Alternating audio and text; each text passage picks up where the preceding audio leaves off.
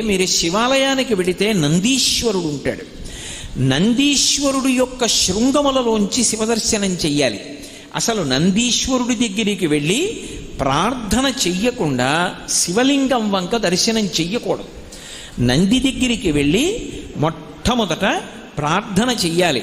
ఏమని అంటే, నందీశ్వర నమస్తుభ్యం సాంబానంద ప్రదాయక మహాదేవస్య సేవార్థం ఆజ్ఞాం దాతుమర్హసి అని అడగాలి. అనుజ్ఞాం దాతుమర్హసి.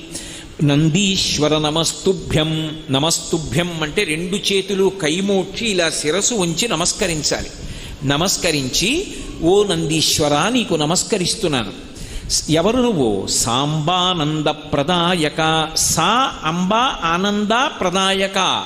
అమ్మతో కలిసి ఉన్నటువంటి శివుని యొక్క